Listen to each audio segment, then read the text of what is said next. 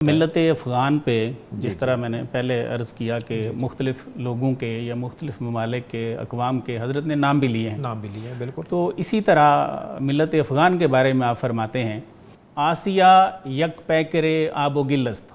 آپ فرماتے ہیں ایشیا جو ہے اس کو ایک انسان سمجھ لو آب و گل کا. ملت افغان دراں پیکر دلست. آپ فرماتے ہیں افغانوں کی حیثیت اس میں اس طرح ہے جیسے دل ہوتا ہے. از فساد او فساد آسیہ از کشاد او کشاد آسیہ. آپ فرماتے ہیں کہ اگر افغانستان میں کوئی فساد ہو تو پورا ایشیا جو ہے وہ اس کی زد میں آئے گا, اور اگر وہاں پہ کشاد ہو, خوشحالی ہو, امن ہو تو اس کا اثر بھی پورے ایشیا پہ پڑے گا.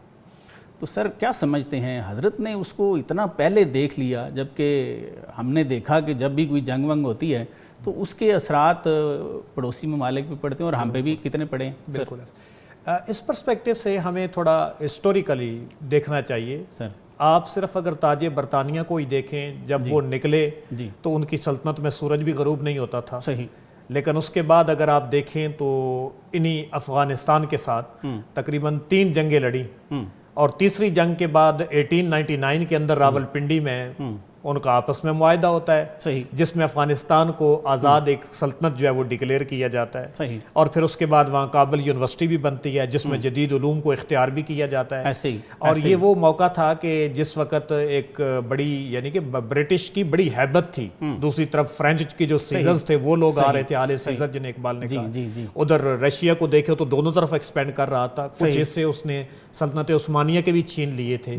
ایک ایسی کیفیت کے اندر ایک ایسا ملک جو ان تمام طاقتوں میں گرا ہوا ہے, وہ پھر بھی اپنے آپ کو اگر منوا رہا ہے تو ان کے اندر بالیقین ایسا جوہر تو موجود تھا جو حضرت علامہ محمد اقبال نے بھی دیکھا. علامہ نے جو ان کے نام لیے ہیں نا سر, وہ ان کو ایک آئیڈیالائز کر کے تو بطور مسلم لیے ہیں. سب سے زیادہ ان کا ذکر ہم ہی مراد ہیں, افغان سے مراد وہ ہمارے بھائی ہیں, تو اس سے ملت اسلامیہ ہی مراد ہے. سر بالخصوص جو وہ خطاب ہے, خطاب اقوام سرحد, کچھ اس سے حضرت کا کلام پیش کیجئے. خطاب باقوام سرحد حضرت اقبال نے, کیونکہ آپ دیکھیں تو ویسے نسبی طور پہ بھی یا کلچر کے لحاظ سے افغانستان کے ساتھ بارڈر پہ بھی ہونے کی وجہ سے, اور تھوڑا پیچھے چلے جائیں تو یہ چیزیں مشترک تھیں, اور ان چیزوں کے اعتبار سے بڑا طویل یہ ہے, میں چند اشعار اس کے لوں گا تاکہ آپ خطاب اقوام سرحد یعنی اقوام سرحد سے خطاب کے عنوان کے ساتھ آپ کہتے ہیں کہ اے ز خود پوشیدہ خود را باز یا, سبحان اللہ, اے وہ سرحد کی قوم جو اپنے آپ سے پوشیدہ ہے, اپنے آپ کو دوبارہ پالو. در مسلمانی حرام مستی حجاب. اللہ مسلمانی کے اندر یہ اپنے آپ مسلمان حجاب میں نہیں رہ سکتا, یہ واصل ہونے والا ہے. بے شک, بالکل, اور وہ ظاہر ہونے والا ہے. سبحان اللہ. اور اس کے بعد آگے مزید کہتے ہیں رمز دین مصطفیٰ دانی کی چیز فاش دیدن خیش را شہنشاہی است. کیا تو جانتا ہے کہ سرور کونین کے دین کا راز کیا ہے؟ وہ تو وہی جانتے ہیں, لیکن اپنے آپ کو اگر فاش دیکھ لو تو بادشاہ ہو. یعنی جو تمہارے اندر طاقت ہے اس کو تم دیکھ لو تو تمہیں پتہ چلے اس یعنی کہ کوتا اندیشی سے, اور اپنے آپ کو جو ہے وہی خودی وہی نفخہ ونفخت فیہ من روحی سے من عرف نفس, جس نے اپنے آپ کو پہچانا فقد عرف ربہ, جس نے اپنے آپ کو پہچان لیا اس نے رب کی. آگے کہتے ہیں چیست دین دریافتن اسرار خیش زندگی مرگست بے دیدار خیش.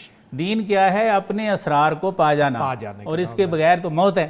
عام مسلمانہ کے بیند خیش را, وہ مسلمان جنہوں نے خود کو دیکھا ہے. از جہان برگزیند خیش را, سبحان اللہ, انہوں نے جہان میں اپنے آپ کو برگزیدہ بنا. از ضمیر کائنات آگاہ اوس, کائنات کے ضمیر سے وہ آگاہ ہے. تیغ لا موجود الا اللہ اوس, وہ تو تیغ لا موجود الا اللہ ہے اس کائنات. در مکان و لا مکان غوغائے او, نا سپر آوارہ در پہنائے او. سبحان اللہ, پوری کائنات میں اس کا آوازہ ہے, اس کو شورا ہے. نو سپر, نو جو آسمان ہیں وہ اس کو جانتے ہیں.